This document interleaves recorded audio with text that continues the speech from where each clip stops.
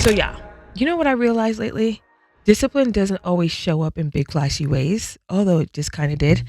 But for me, it's been in my little choices, like whether I pick up my phone first thing in the morning, or if I choose not to use my phone before I go to sleep to give myself just a moment of peace. And I'll be honest, these small decisions set the tone. It's a reminder that discipline is less about willpower in big moments, but more about winning the quiet ones.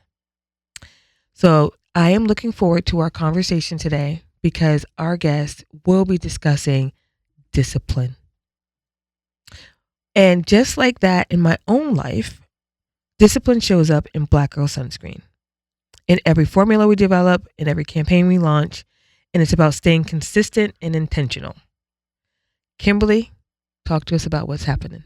Yes, I want to talk about one of our successful recent launches, BGS Sport.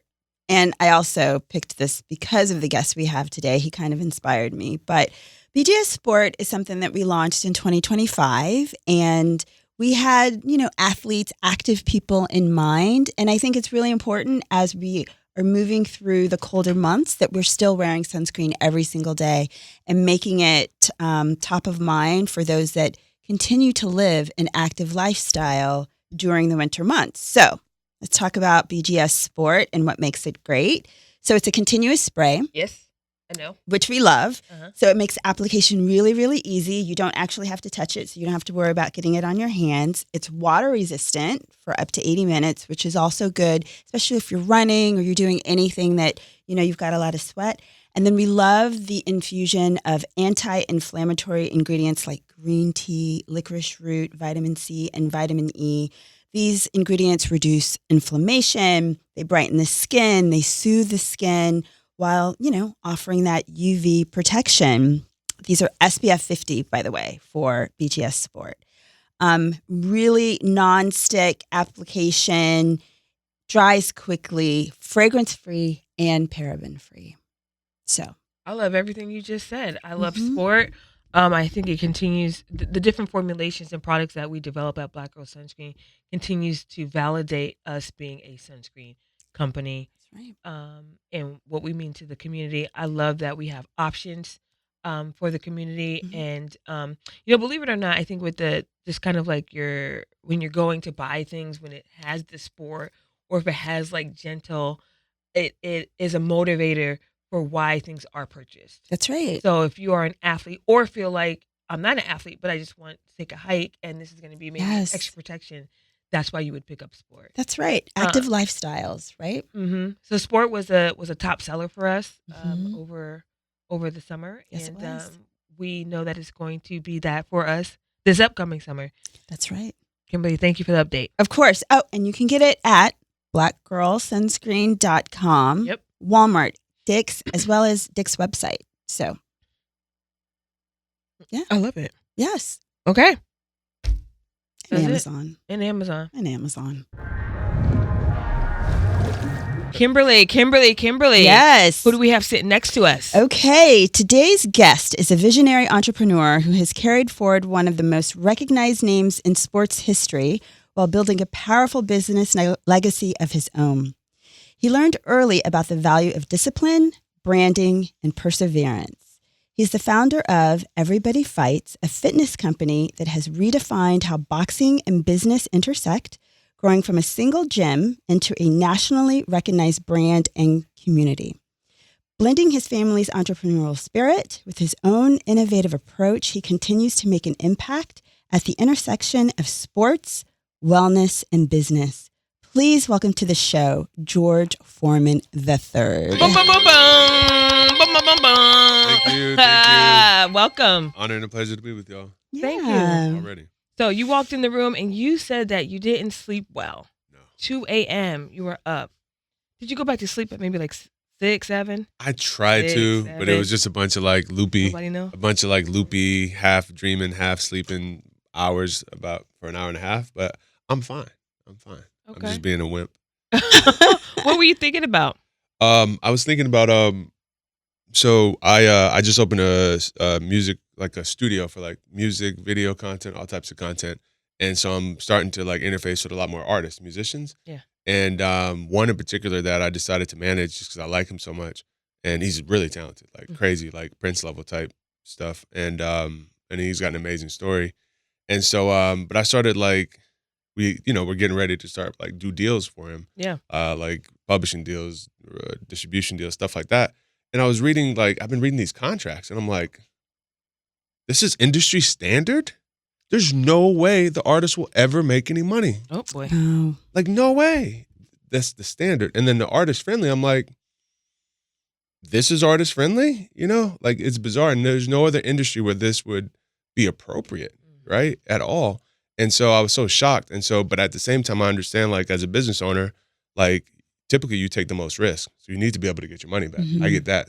So I've been trying to figure out, like, how do I work with artists in a way that, because most, like, really talented people, they just need resources and people to stay out of their way and enough time to screw up until they get it straight. Like most entrepreneurs who blow through $3 million in their seed funding and say, yeah, we learned a lot. Give us another 5. They get to say that, but an artist can't, and they're building assets that stream forever. So I'm trying to figure out how do you provide them the resources, but also not be like the man, because the man in the industry has really been bad. Sorry to cut you off. No, I was going to cut you off, but you said so much there.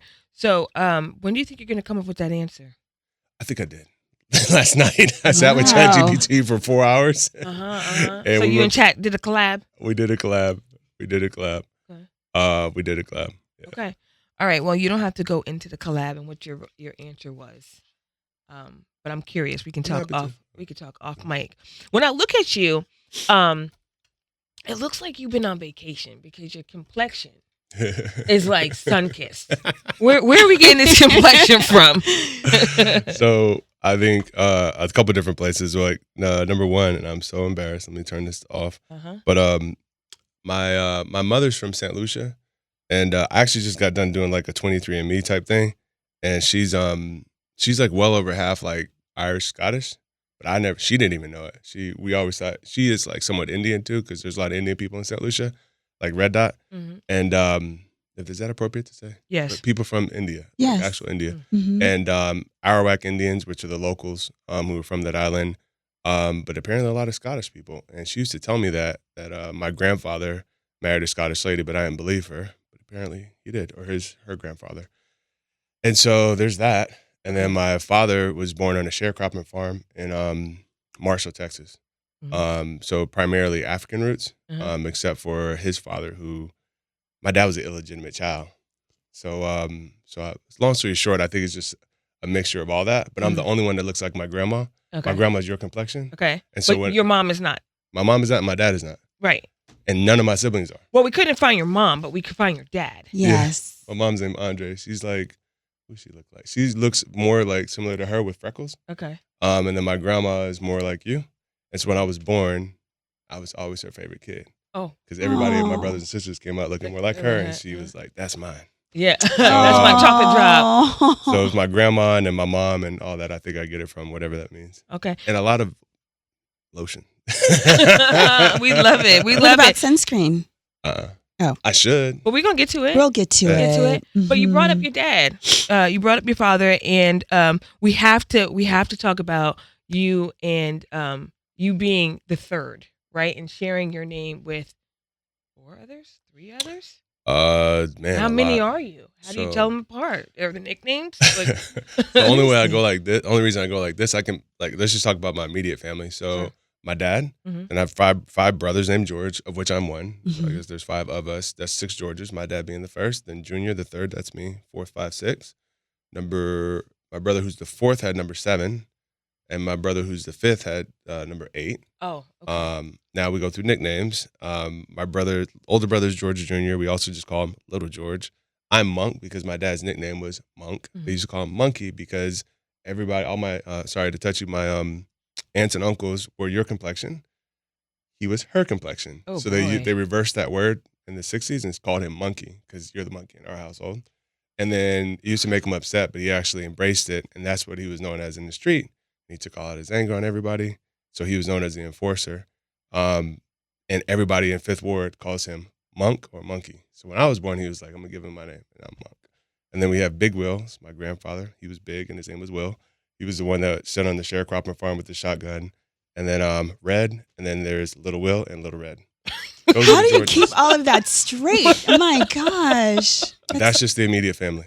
Wow. I don't mean to crack up because you just said like, yeah, that's that. Like That's that. like we couldn't. I couldn't. I don't No. know You how to asked. follow the George having the Georges, Right. but I could follow the immediate.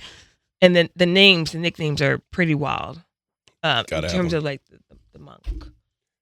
Got to. Because otherwise you can't tell each other apart. at I was all. about to say, I mean, if Yeah. your mom is calling George, then it's like who responds, but it was by nicknames. We never got called George outside our household unless we were at the airport or at school, and most of us weren't in the same grade. But if my mom wanted all of us to come down, she'd scream, "George Edward!"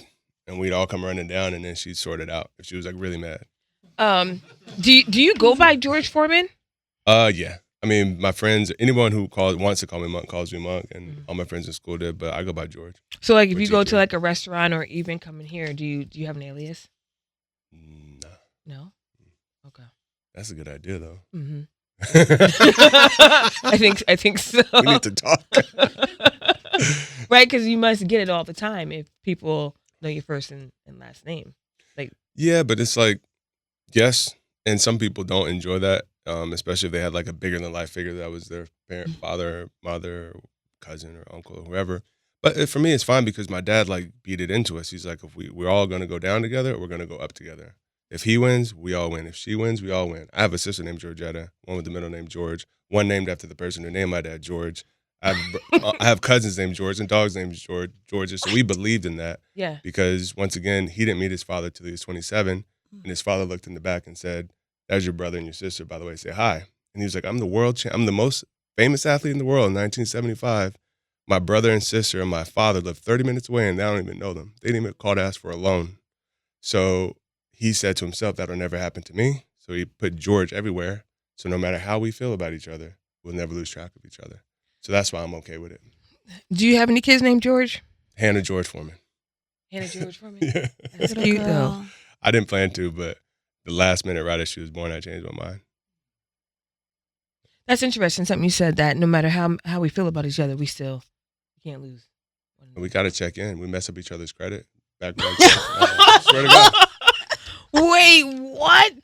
Can we just talk about Yeah. those challenges that I think that nobody would ever even think about Right. because you share a name?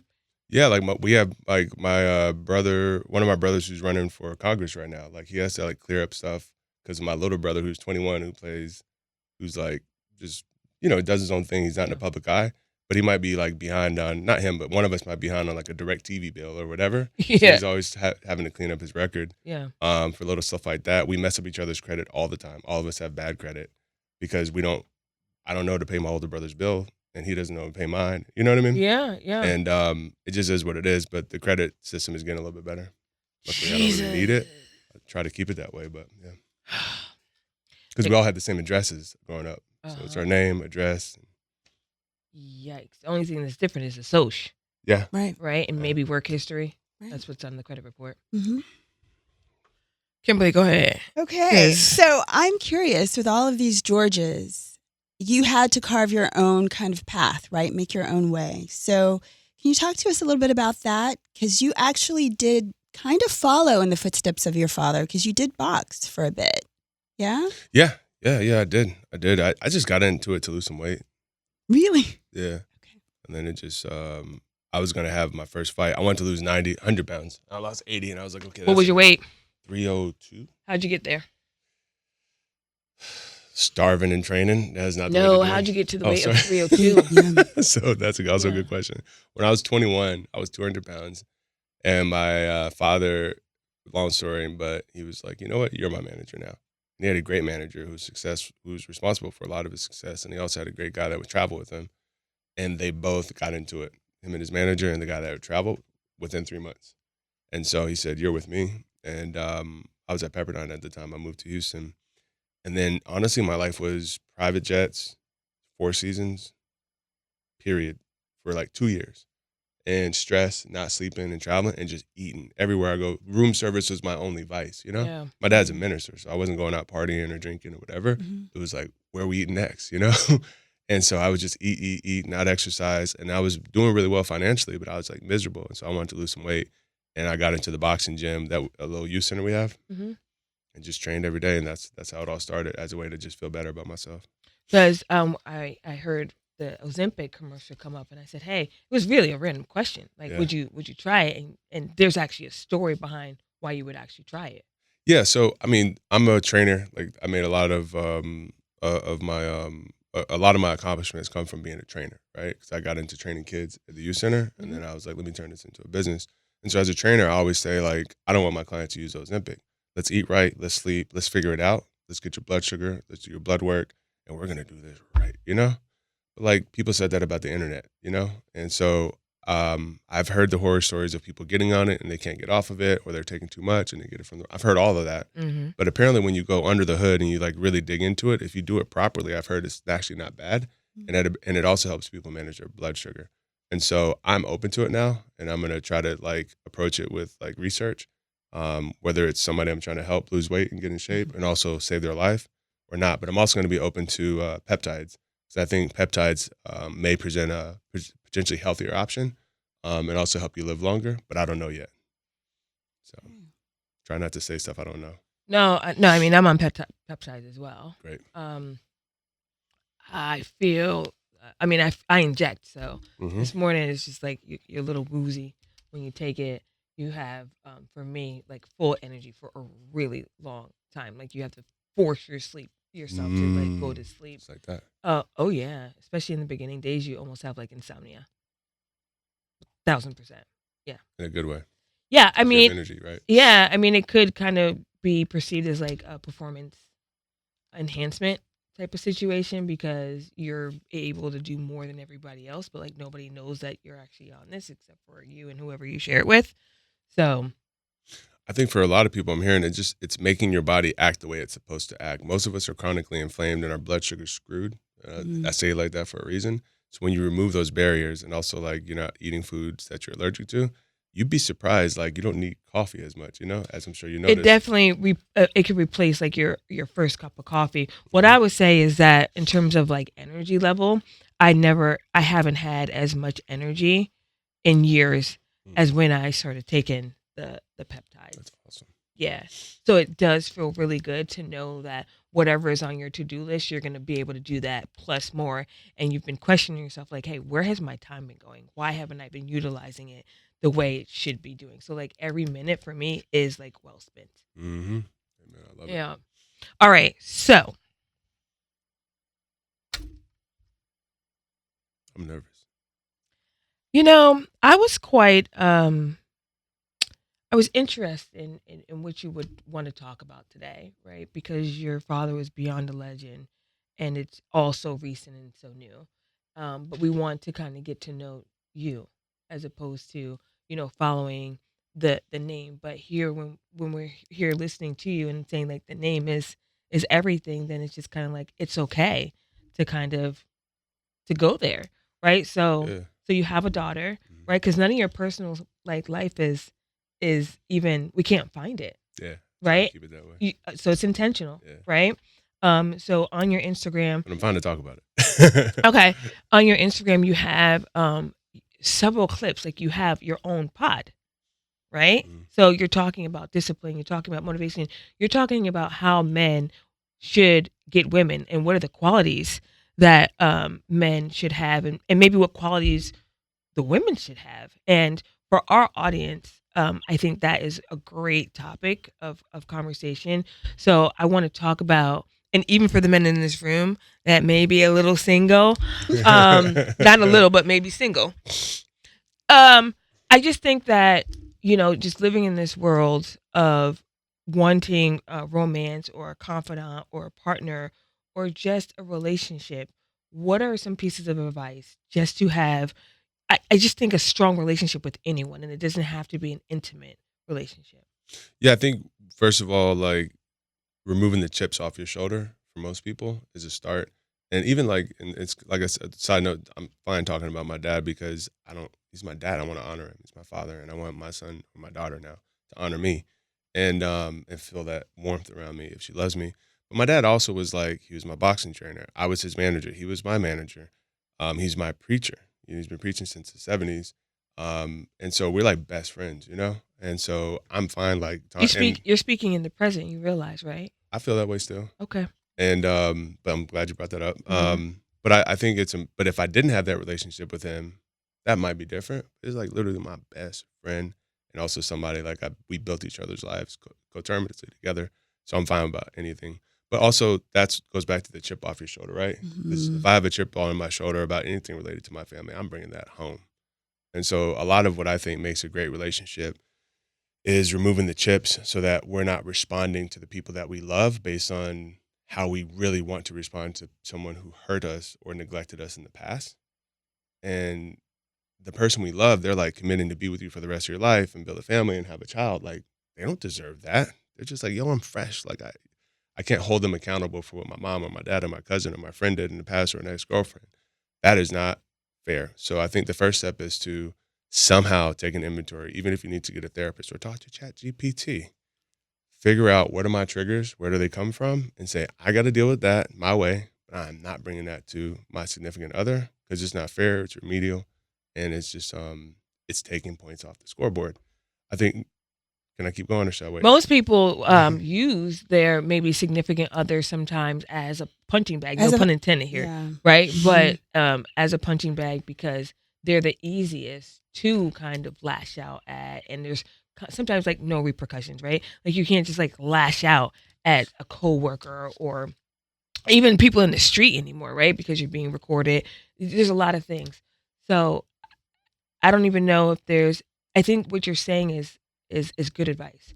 I think it may be challenging for some. It's simple but hard. Mm-hmm. Right, because I think oftentimes the person you love the most is the person that gets the worst of you because you bring stuff home from work and you bring, like you said, things from your past, people that may have hurt you in the past. So yeah, I could see how something so simple could be very difficult for a lot of people.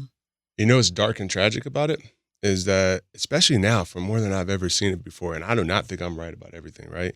Is that somebody must have told you think you're right about everything? Because why would you say that? I believe it, but I know I could be wrong. Okay, thank you. But, can we do one more round? But my point is that a lot of people are angry right now in the world and all that, and social media has wound us up. But put that to the side. We're always angry about something that happened in the past, and we don't sometimes have the courage or the know-how or the emotional tools to deal with those people or deal with the person at work or deal with the person that's posting and upsetting us. But we have the emotional tools somehow to bring it to the person that has nothing to do with it and hurt their feelings. You know why? Because we feel safe. That person loves us and we know we will bounce back internally. Otherwise, if we didn't feel safe, we would keep our mouth shut. And so it's now we're taking it out on the person that actually creates a safe environment for us. And I do it. I do it all the time. But now that I've had this revelation, I'm able to go home, go in my room, come back out and say, I'm sorry. And I don't feel no way about that. I can do that. So can I call you GF3? Yep. Okay. GF3. So you say you're going home, you're going in your room, you're resetting. So you're coming out, are you coming home to a lady or are you single? No, but we sleep in separate rooms. Oh, we could talk about it. Yes, that's so interesting. Wait. So we are single or we're not? Sorry. I've been married for 7 years. Oh, okay. Congratulations. Mm-hmm. Go ahead, Kimberly. No, I'm hearing this more and more. A lot of really successful couples they love each other, but they sleep in separate rooms. It's becoming more and more common, and it works just fine. Can we just please talk about it? Can we please talk about it? Yes. Because people judge you on your internal beings, and it's just like, wait a second, why do you even care what my situation is in my home that makes me feel comfortable or makes me get more sleep or whatever your reasons are, right? Like if you all have different schedules, like, there's night owls and there's early birds, right? Like it's like we're supposed to have the same circadian rhythm and have all that in common. And you can even reset, like you can reset your circadian, but like I prefer not to. Exactly. Yeah. But what about if they go to the bathroom? Right. It's With all their of that. snoring, They the breathing snore. is heavy. Sweating. They like it Bro, hot. like, You like it farting. cold. Temperature wars. All of the things. Passing gas. Like, Yes. can I just use the back? Like, Or what do you want to watch that night? You know, and then like I want to watch Cheaters. Or do you I want a wanna watch TV in the your bedroom? Discovery Some people Channel. don't. Like, So it's like, I but we want a date. TV. We date. She'll come over for date night. You it's know what great. I mean? You I'll do pull up. rendezvous. Right. And And then then- different part of the Yes. house. Like, you want to do a sleepover? And it's like, yeah, cool. When we go to a Yeah. hotel, we're like, this is awesome. Yeah. You know, but You make the bed up. we both 'Cause work you a got lot. you got a guest. Yes. You make the bed up because your wife is coming over as a guest. You got company tonight. This is that's exactly what happened. Right. She's like, yo, get it straight before I come in there. Before I come in, yeah, pick up them socks. Yeah. Bro, pick up them socks. Yeah. All right, so you guys Brush my are, teeth. Yes. yeah, you got to get it together for her, right? Did she get it together for you? Yes. I don't get it Shave her together. legs, you know? It's true, though. Yeah. Sheets clean, the whole thing. Why lie when the truth is so much fun? I love it. So when did you start sleeping apart, and when did you realize like that was kind of like the solution? I'll speak quick, but because it's a somewhat long story. My daughter was getting in school for fighting. Shocker. She's a boxer, too. I don't know where she gets it from. She's never been spanked. I barely yell at her. And long So she story was going to school beating people up, pushing in preschool when she was like 2.5. pushing at the wall or something. No, Like, boys. Like, oh, and so finally she punched the dude in the nose and gave him a bloody nose. He was like 9. And so we were like, look, if you stop pushing, we'll let you stay in the bed with mommy. okay. And then finally she stopped pushing, and it went on for 30 days. She had a 30-day stretch. And then we tried to make her go back into her room, and she had a breakdown, and she screamed at me.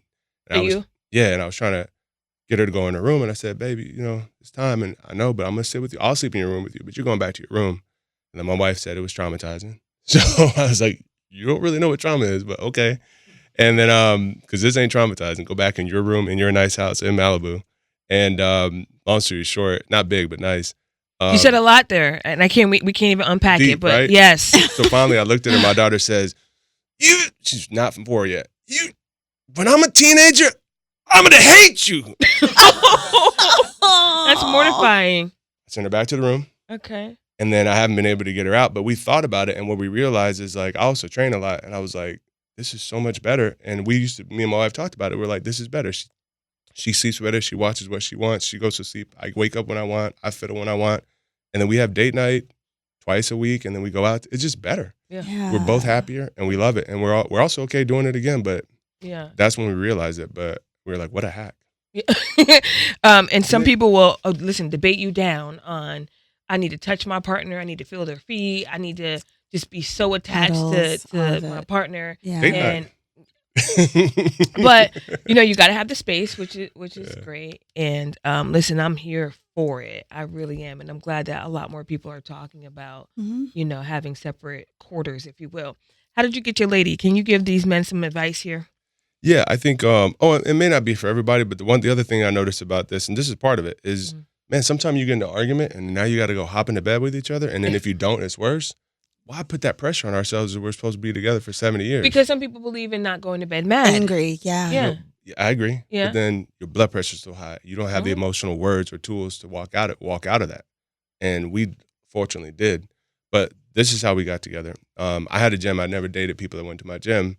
But she also had an office at WeWork, and I had an office at WeWork. This is in Boston. So there's a little caveat. She technically wasn't a member. Okay. And- Yeah, right. That's what I'm saying. Like there's a little workaround. Okay. And she kept misusing a kettlebell in my class. This is like 8 years ago, and I kept fixing it, and she kept doing it wrong every week. And finally, I was like, "This is not about the kettlebell." And so, Women are very smart. Come on now. then she would like miraculously be having coffee with me at WeWork every time I was in the hallway. So I was like, "Want to go out to lunch?" And she actually had started a pretty successful licensing company called Surf Set Fitness. They went on like Shark Tank and got into like 300 locations in 30 countries. So she was telling me how not to do her mistake. Okay. She was tired of it at that point.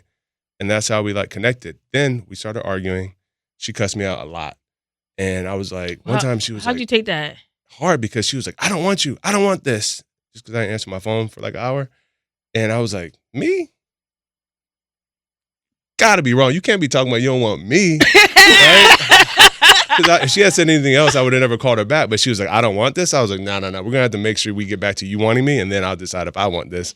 And that's how like, young men think sometimes. And so in that process, trying to like calm her down, like, no, you got this wrong. Like this may not work out, but you can't not want me. Okay, let's talk about this confidence here. Yeah. No, it's just, that's toxic, right? And so that's actually not masculinity. But long story short, we would go back and forth, and then finally, we were in San Francisco, and she cussed me out real good.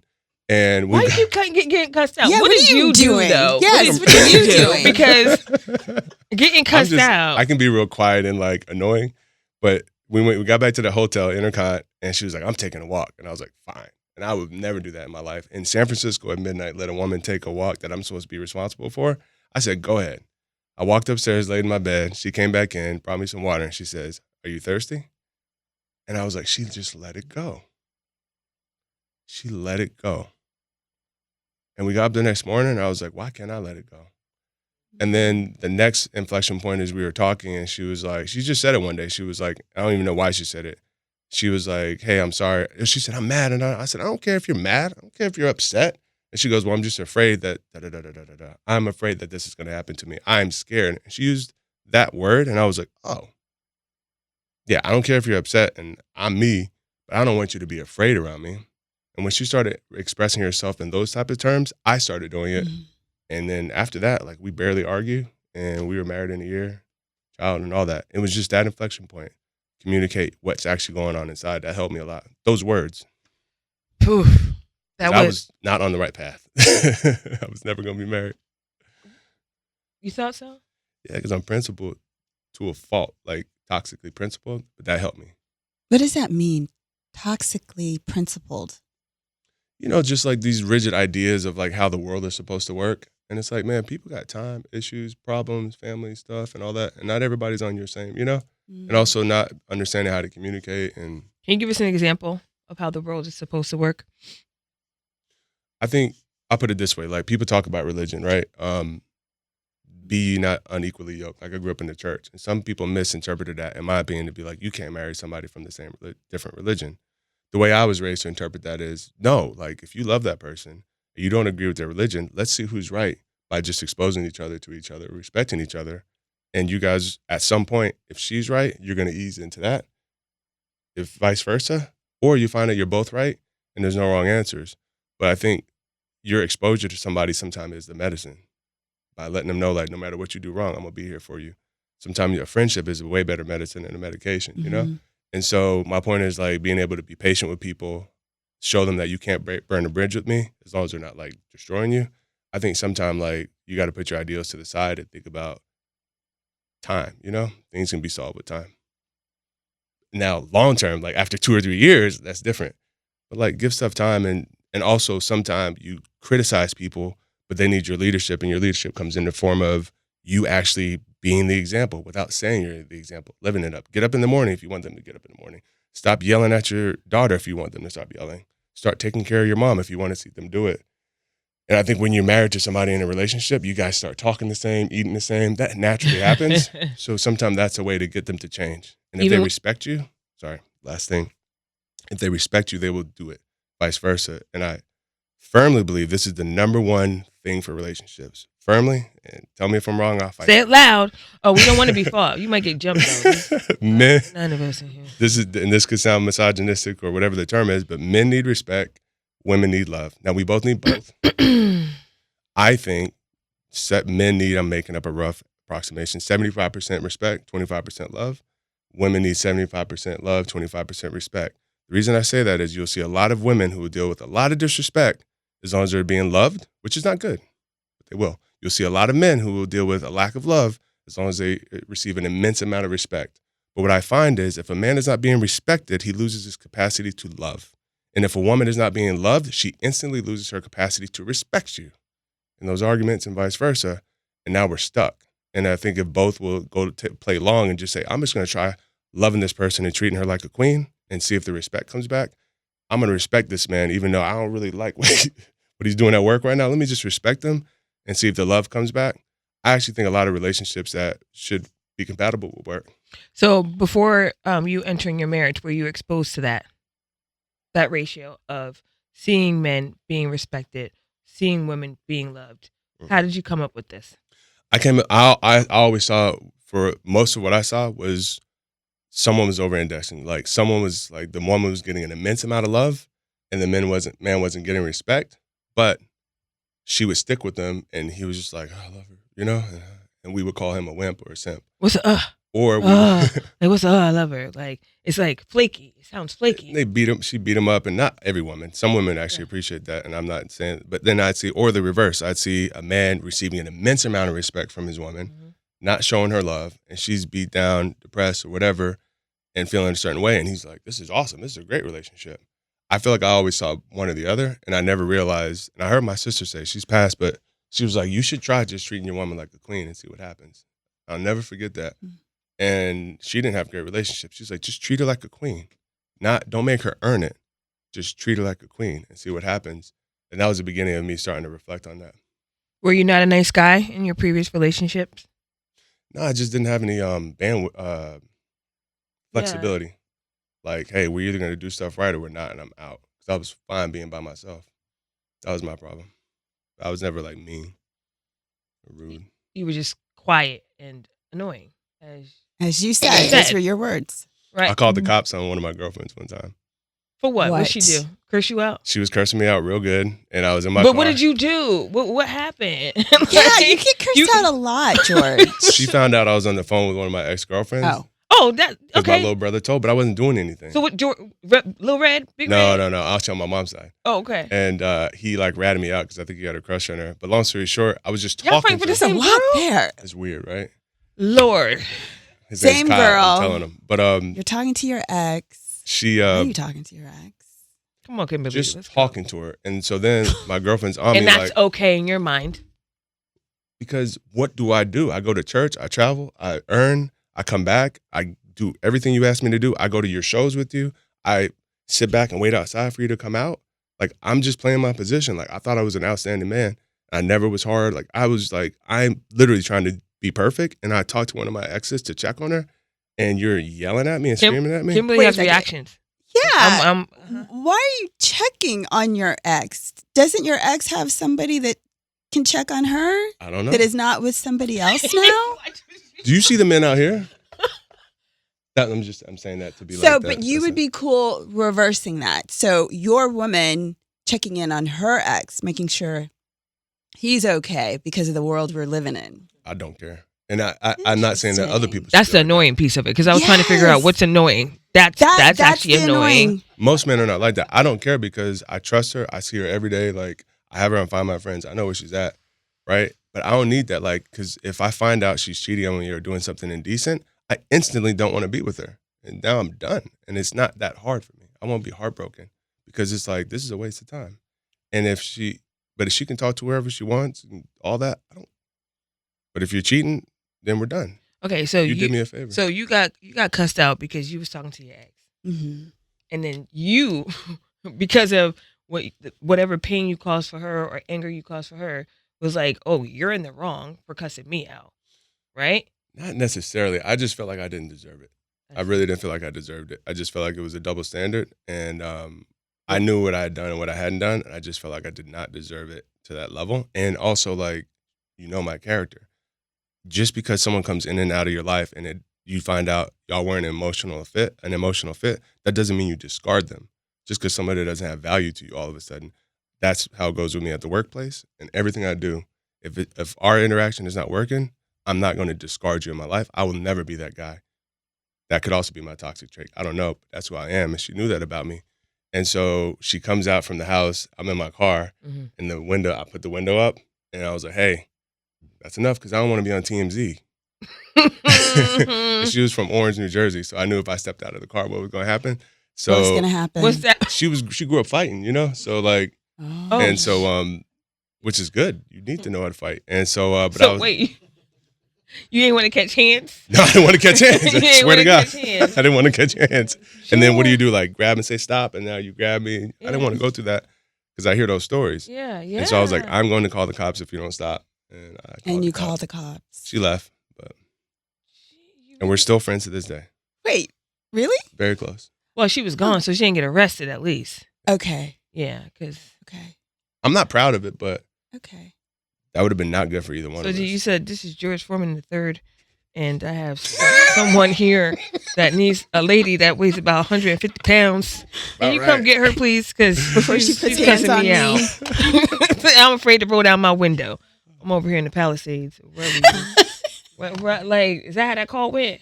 I just was like, what do I have the skills to do right now? And I was like, I don't know how to talk this down. I wasn't raised to like know how to do this. Okay. And I was like, if she starts hitting me and then I run, what am I going to run and all that? And so I was like, okay. 911. Would you recommend that advice to anyone? Because really we're trying to dissolve a conflict, right? And this is a man that of your stature. Like, what are you going to do if a lady puts hands on you? So I am kind of curious on how other men would handle that. To be honest, I hear a lot of stories and I'm really not impressed with them. A lot of men, women put their hands on them and they put their hands on them back, or they push them and shove them and so on and so forth. And I think it's disgusting. Just walk away. Just you play football, you play basketball, you foul hard and all that because someone threw a hanger at you and smacked you. Now you got to put your hands on her.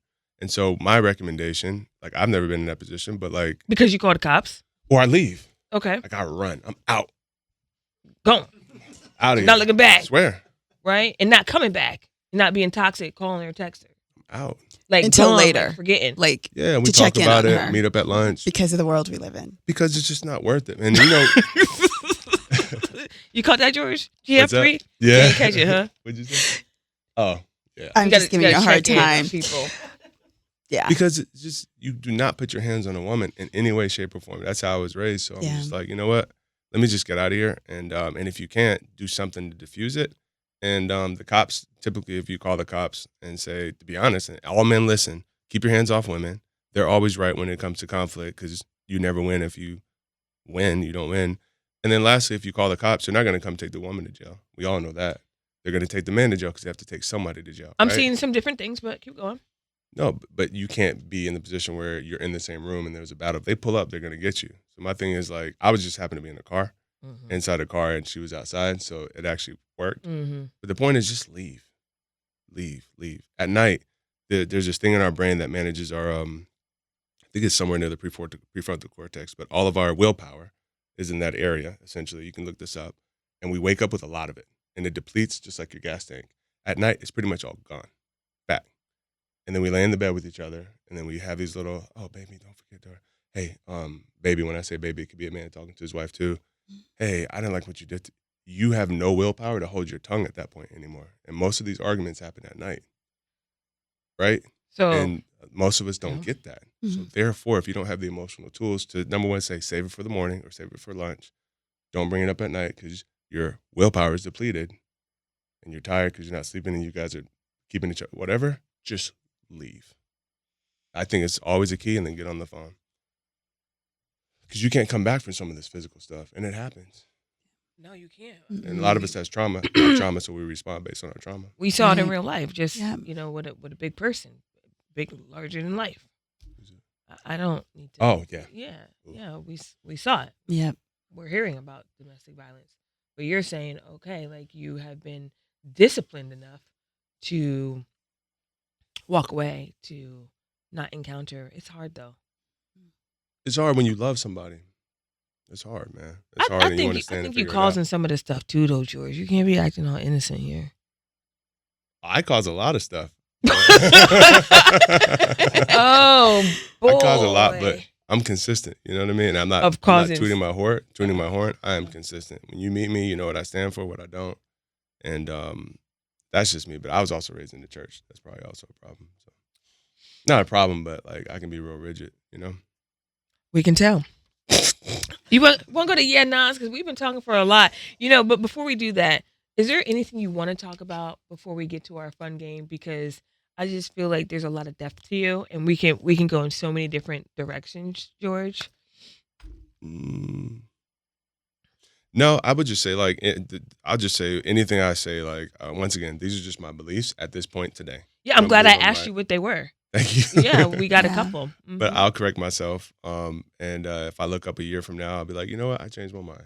This is America. I can change my mind. But this is what I believe. And I also think like I just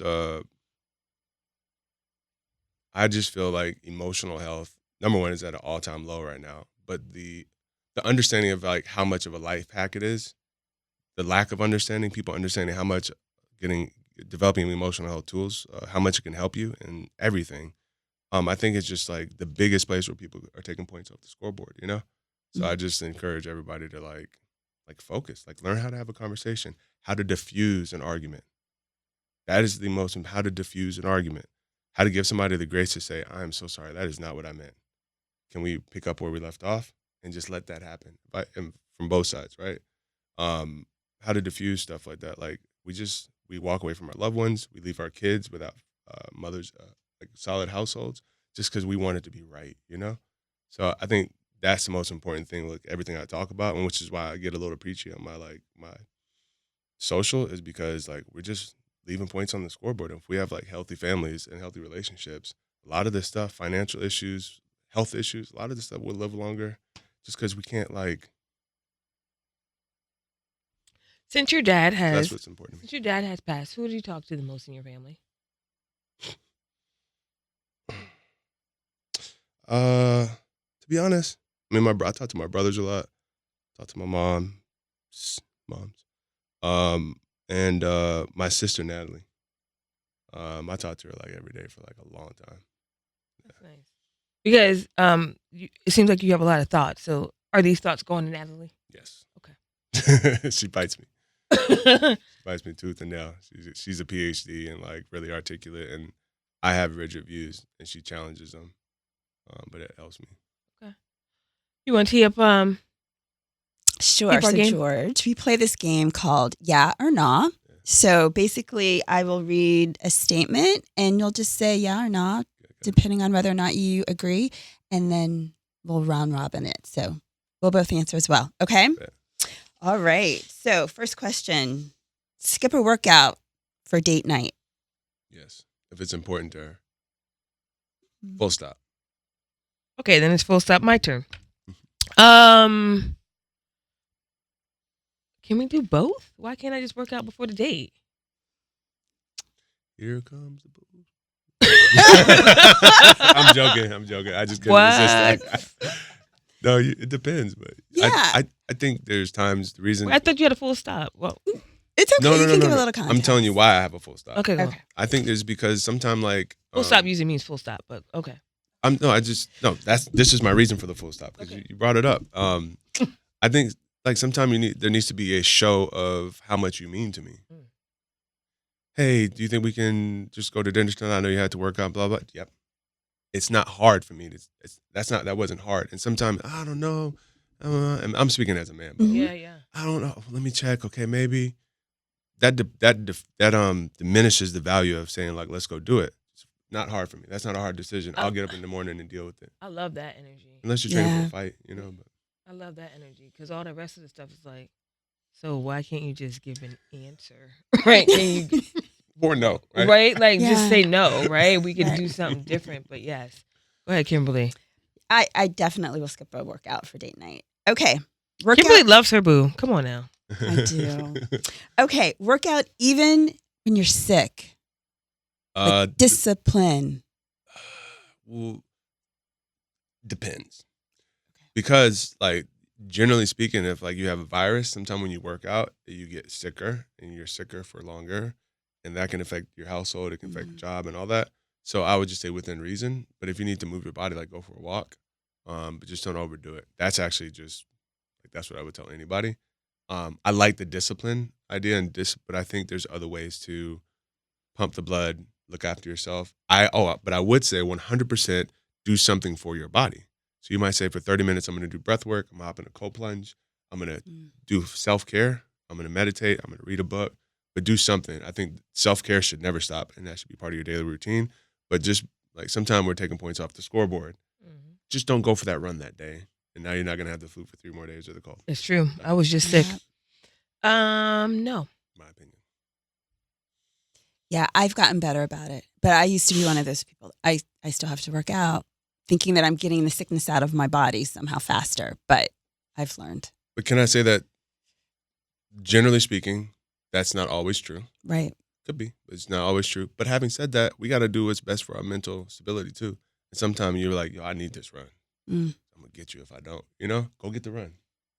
out of support for your family. And I agree with that. Like, what's more important, being sick for 3 days or everybody hating you in the house? So if that's what you need. I don't need exercise to like balance me, but my wife does. So yeah. Okay. Giving unsolicited advice. I think I know the answer. Right, we already know that. The king of that. And I preface it with, I know you're not asking for advice, but I'm gonna give it to you anyway. And you know I'm right, even if I'm not. Right. And it comes out of just an absolute chronic frustration for how much we take points off the scoreboard. Mm-hmm. Don't hang around. If you see somebody doing something that you just like, wait, what? This is kind of backwards. Right? Or like, hey, let me just give you a little bit, maybe you could approach it this way. A little bit of guidance.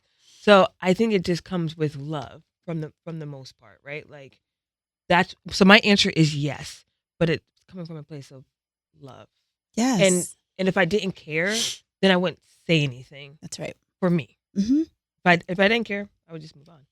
I see people doing crazy stuff in public, and I'm like, there's no eyes on that baby.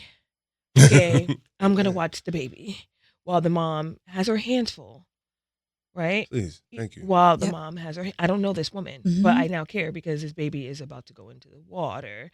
But I won't go up to this lady and say, hey, you should keep your eyes on the baby, although I want to. I cared enough to watch, but I don't know her, so I'm not going to give that. So it's like different scenarios. I know that sounded crazy and didn't make sense. That made complete sense. Yes. Those are the times where I'm like just watching but can't speak. Mm-hmm. I did it the other day.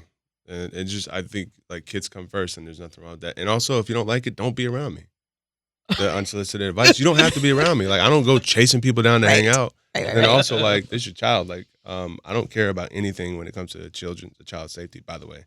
I got in trouble for that because I yelled at a kid that was going to fall off and hit his head on the ground in the boxing ring. And the mother came over to me, and I know it was insensitive. God knows. What did you say to the child? I'm curious. Get down right now. Because I kept telling her, hey, he's bouncing on and this is a big ring. I've seen people fall and hit their head flat on the concrete and have brain bleeds and all that. I've seen it. So I was like, hey, get him down. Hey, can you get him down? And he was swinging. And so I yelled at him, get down. He got down. And she yelled at me and said, he's autistic. And of course I felt bad, but I responded and said, hey, we're going to have bigger problems if he falls and splits his head open. Because I don't want that for him, Yeah. And so I say that to say, like, that's a drastic example of what you just explained. But I get so frustrated with people not taking care of their kids. I hate it, man. So once again, don't be around me if you don't want me to look after your children. I agree with you both. So I'm a yes. Okay. Spending thousands of dollars to attend a fight in Vegas. No, not for me. Because I used to go for because you got clout. You used to go for free. My dad was a commentator. I got to sit right next to him and get blood on myself. So I would just never pay for it. So even now, though, if there was a big like fight, mortified just now. I mean, if I had like an extra like $5 million laying around, yeah. But that's how much the tickets cost? Some of these tickets are like $10,000 a ticket, $5,000 a ticket. So by the time you pay for a hotel, you're in for like $15,000 just to bring one person. Yeah. It's that. I'm all set. Is it that serious though? No. Now, if you value sitting next to Denzel Washington and getting to see Shaq and all that, if you value that, and there's maybe even business reasons for it, yeah. But I don't. Not anymore. I've never even wanted to be a lady, to be accompany somebody. Like, they come when you see the movies with the fur coats. That's fine. Maybe a couple times. I just don't want to pay for it. I hear you on that. I'm with you. I don't want to pay, but if you invite me. Thank you. That's what I was going to say. If I'm invited. I just need a fit. Yeah, I'll come with a fit, but I'm not buying the ticket. Sometimes other people will invite me and I'll go for sure. So if I have an extra ticket, I will holler. Yes. Please. Yes. Okay. New Year's resolutions. Worthless. Rude. Yo, do you know how many people believe? Do you know how many people believe in New Year's resolutions and make it all month? Right? Make it all month, maybe two. They go drive January, right? They working at the gym. The memberships are all time high. Stop it. Okay, I don't know about if you're boxing gym. Do you guys have memberships and do they influx during January? Yeah, okay. It does. No, absolutely. So from a business standpoint, like, make those resolutions. Yes. Like, you just, that's good for me. But like, at the end of the day, I got into what I do because I care about people. Like, I really mean that. I Mhm. really, because otherwise I'm a low energy individual, and if I'm not doing what I want. No, it's like half and half, George. You're like low energy but like high energy, depending on what's going on. Because you're ready to run in a moment if you I'm need passionate. to. Yeah. If I'm not, I'm Right. super like Chill. worse. Quiet and annoying. Hermit. And so I can't saddle up for anything. And so like I want to help people, and I just know like it gets them going. They spend money, they buy personal training packages, and then there's a negative piece. Now I failed. Should I even go back? Let me keep the gym membership for 2 months. Now we're making money, you're not coming. I don't enjoy that. Okay. And then someone has to give you a pep talk and say, don't worry about the fact that you lost 10 pounds in January and you gained 15. You got to get back. That's such a bad cycle for most people. Yeah. But thank God for Ozempic. Let me answer the question. Let's get our metabolism straight. Like Right. seriously. And I believe in daily resolutions. I like Oh, it. I like Yeah, that. yeah. Daily resolution. Every morning. Yeah. Forget what happened yesterday. It doesn't matter. Wake up, forget about it, and say, here's what I'm going to do today. Don't worry if you can keep it up for 3 days. Can I keep it up for 3 hours? That's what I believe in. It works. Yeah. Okay, so New Year's resolution, I don't know. No, they're fun. Do it. Like, I don't know. Yeah, Don't they're believe it. I fun. don't have but much to say about it. yeah, Maybe it'll work. I don't really do them. Okay, posting thirst trap selfies at the gym. What is a thirst trap selfie? Is that like, Ooh. what does that mean? You would be great if you didn't talk to your ex, right? Like this. if you didn't talk to your ex, but in the same sentence, right? Didn't know what a thirst trap was. Come on now, like. And by the way, I don't really talk to my exes like that now, but But you already did I'm it. checking. So Like, we know y'all you're an good? offender. You know? I hope they're checking on me because I'm not always. See, good. there's never like the perfect guy. Yeah. You have the text with their ex, but they don't know what a thirst trap is. So, which one would we rather? You're right. Yeah. Which one Kimberly? Which one would you rather? So a man worry. that I'm talking to Kimberly. Okay, Kimberly. Yes. Would you rather Mhm. your man talk to his ex or post a thirst trap? Now let's define the picture. Okay. The picture is okay. Because there's levels Yes. to these pictures. Yes. A picture could just be of him in the bathroom with a shirt Mhm. off. Mhm. A picture could be of him with gym shorts or sweatpants. Mhm. You can see the goods. Mhm. Okay. Yeah. Post away. Over Yes. talking to the ex. Sure. There's no reason to talk to her. She's doing just fine. Okay. And if she's not, she needs to talk to somebody else. Let them die. Then I wish her well. All right. Oh boy, this is a tough one. It is a tough one. I don't want either. Well, you made me Okay. choose. Okay. If I have to choose, You have to choose. Oh boy. Yeah, I'm going thirst trap. Post a Of picture. course. And then I can say that is my thirst trap. Yes. Because maybe Nice. they're happy about their gains. Yeah, sure. Right? They got And the I'm most- proud of it too. Yeah, okay. All right. I think if you're Look not, what I get. no Yeah. one's gonna like what I'm gonna say, but I think if you have a problem, How with- you know what we gonna like? that's true. Okay. You right. Thank you. All I'm saying is, no, I think when someone's doing a thirst trap and it's like, yo, I need this to wake up in the morning and feel valued. I need to get on Instagram and people like me and all that. I think that can be very annoying if that's where you find your most value and it feels like they're finding more value there sure. than at home. I feel like that can be off-putting. Whatever. I don't know what that means, but I just think it can. But I also think if it bugs you that they're getting attention and you're afraid of what that could turn into, then there's some other stuff y'all need to straighten out. It's loaded. But It depends on the there's a lot. person. yeah. Right? Yeah. Okay. So you're not posting thirst traps. No, because I don't have no goods. I was about to say if you I'm working did. on it, but- Okay. All right. Go ahead. Next one. Okay. Deep motivational discussions with your Uber driver. You take Uber. Do you know what Uber is? Yeah, I do a lot of Uber. Okay. It just depends on the mood I'm in, to be honest. I know that's not a great answer, but I'm trying to be honest. Mhm. Because sometimes I'm like all about it and I learn things and I make connections. Like people help me sometimes, Uber drivers. And I've hired 2 Uber drivers and it's been great, you know? Oh. But sometimes I just don't feel like it. You know what I mean? Yeah. So that I don't have a good answer for that. Yeah. I do. Quiet and warm. Those are my Your preferences. Oh, do you hit the little thing that say don't talk to me? It doesn't say it doesn't talk to me. It just says quiet. Oh, sorry, that yeah. don't talk to me. It just says quiet. But yeah, because normally like I might be on the call. I'll get in the Uber and say, hey, I'm going to do my thing back here. Do whatever you want up there. Play whatever music you want. No, seriously. I respect that. Because I might be on the laptop or whatever, or maybe I'm just tired. And I know I have a 2-hour drive in this LAX traffic from the airport, and I might want to close my eyes. So, but no, the Uber drivers listen to your conversation. I know that much. That's also true. Yeah. What do you think? I like quiet. I do, but I don't have it listed that way on my preferences, so I can't say anything when it happens like it did just recently, where I learned somebody's life story. Here's I was in Dallas last month, and I got in, and it was early morning. I was taking an early morning flight here to Burbank, right? And my preferences was on. And when I tell you, I got in the car, and this man was chat. And I'm like, you know what? I'm not even going to ruin this man's day at work. Because they're at work, Yes, right? And I might have been his first ride. So we start talking. We learned that we both lived in Detroit, like during the same time, like same age, experienced, the public transportation, how to get to school, was rocking hush puppies. I don't know if y'all know what hush puppies are on the foot. Yeah, with Rockports. Yes. Right. So it was like, you know what? I'm glad that I actually engaged in that conversation because I think it probably shaped his day as opposed to just being like, hey, let me just, so there are exceptions and you do have to be in the mood. Yes. And I think it's okay to I think it's also, for me, believing that you can learn something from everybody, I think is important, especially Uber drivers because they talk to a lot of people. But also, side note, I have a question. What do you do when you're Uber driver, especially in LA, because you go through canyons sometime when they're driving way too fast? Oh. What do you say? Or way too slow, though. Or way too slow. How do you handle both? Yeah. I just be texting whoever I'm talking to, like, damn it.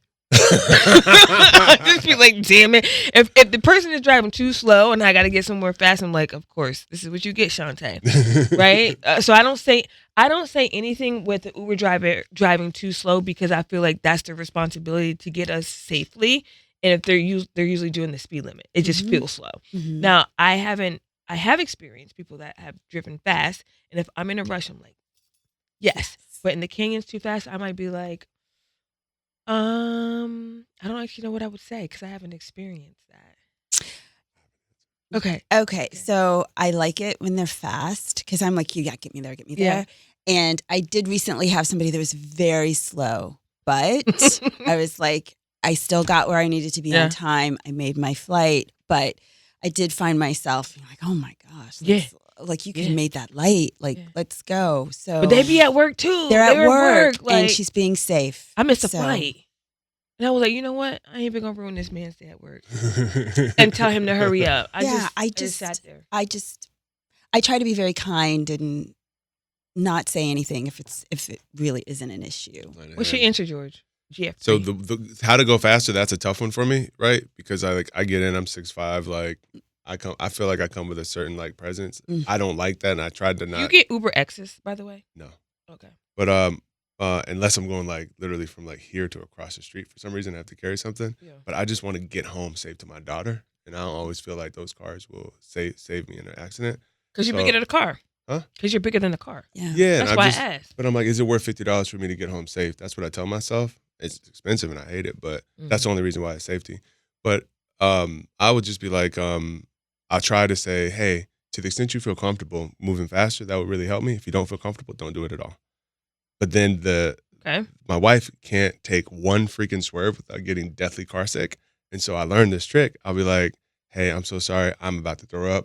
Could you drive a little bit slower? And they will get in line so fast because they don't want you to throw up in their car. And it is a lie. But I also want to get home to my daughter safe. You being annoying. That's my white lie. Quiet, lying, the Uber people. Yeah. That's great, though. Okay, this is the last one. Matching tattoos with your partner. You don't have any? Do you have tattoos? No, but I don't have anything against matching tattoos. If that is what's going to make y'all feel valued, I actually vote for it and I'll pay for it. Let's change it then. What about a matching fit? No. Now that's toxic. I get that. Color scheme, maybe not matching. Like you saying like dead no, like not even considering it. Do you take family portraits? Yeah. No, I never have. This angers me. You know why? Why? Because I see men being dragged just to take a portrait with the dog and the Christmas. You are that? I am angry. No, Are no, you no, no, no, no. surprised? Oh, you would? No one would ever try to even drag me. We can't. But I wait, would- so you I'm wouldn't saying- even consider it?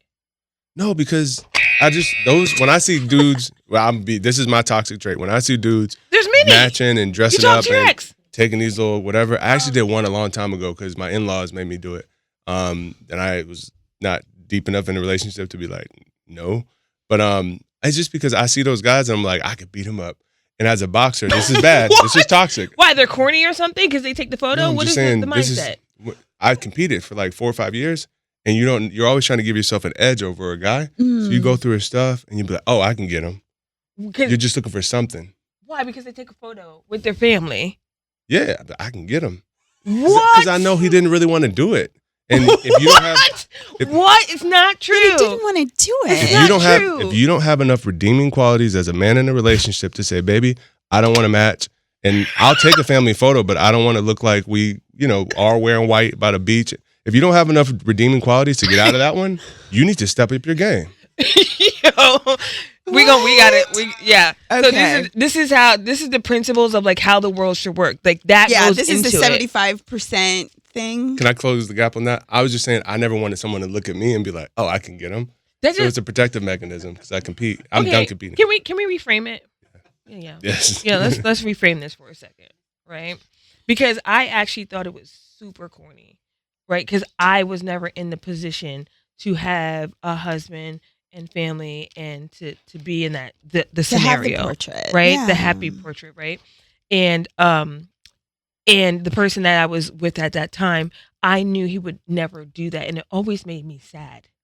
It always made me sad because it was like, well, why can't we do a portrait, even if we keep it to ourselves? So knowing that, hold on for a second. Okay. Let's reframe this. She won. That's love. Let's reframe it. right? So now, if I'm asking my husband now, hey, can we do this photo shoot real quick because I need to get these dresses in, and I got a nice little fit for you. Yeah, babe, no problem. Right? It's the same as like you saying yes quickly to the date night. Right? It's showing how much you value and you care. It actually angered me because you were thinking about you being soft for 1 second and not saying this is important to create a memory for your kids, because now kids are growing up like, hey, these are my parents. This is what they did. Like, look at me as a kid. Like, there's just so many things that come out of these kind of portraits, if you will. You won, number one, and I know it's not like funny either because I almost cried, but it's because I was about to cry because I'm and not sure like why. it's true, right? And like honestly, competing with men with your shirt off in front of thousands of people is like it will make you like that. You know what I mean? And I come from that. Like my dad, I was in training camps, and like they would literally pay people to figure out what he was doing, and when we would order food. Before his fights, if he was at a hotel, we would order 10 different meals, and everybody would swap the plates to make sure he wasn't poisoned before he would fight, because it's a betting game. So we grow up like everybody's trying to get us as an athlete. Put that to the side, though. Put that to the side. What you just said is deep, and like honestly, if my wife or my girlfriend said that to me, I would do it, because you used the word sad, right? And that hit me. I don't know why I'm a sucker for real words, and then you use the word anger, which I was taught recently that anger is a combination of fear and sadness. That's really what it is. And I don't want to be in a relationship with someone, if I say no to something like that, they're going to feel fear and primarily sadness. I'm all set with that. I might ask not to post it. That's another discussion. Just post this after dinner and saying, here, post this with the family organically. And that's just me being a wimp. But at the same time, I would take the picture, and I actually might say yes to post it. But it doesn't make you important. stronger by not taking the photo, just so you know, George. Okay? You're right. Okay, it doesn't make you stronger. I can say that. I've leveled up. Okay, great. Yes. Seriously. I love right. that. He's right about it. I mean, I don't post any pictures, but like I have 5 dogs, by the way. Yeah. Like 5. So I take photos with my dogs and my husband and all that stuff, and it's just for me and him, and just that's it. It's nothing else. I also come from the cloth of, and this is why I'm now making excuses for my toxicity. Of, I'm But not we're gonna working talk- through it though. Yeah. The other reason is I come from the school of like I don't want anyone to know what my daughter looks like. Like most of my pictures of her, you see her from the side or the back. I don't want you to know where I live, and that is not a great way to be because I live in Calabasas. That should be fine, right? Mm-hmm. But I come from a world where you're not supposed to I'm expose just- your family, I'm just and that's private. still in my Yeah, head. Yeah, the portrait thing is for you and your family, Yeah. right? Yeah. Like it's just a memory. Like that's it. It's Sarah, we're creating taking emotion. portraits. We're gonna do some portraits.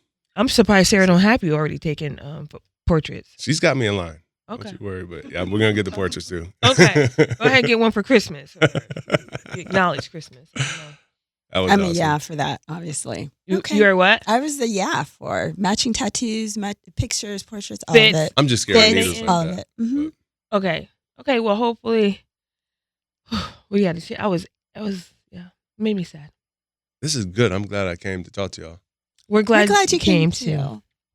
So, before we go, is there anything that you'd like to tell our audience that you are working on, or what should we look forward from you? No, so I'm working on two things. Like I have a studio that I'm trying to build out to create a lot of like live events where that just enrich people.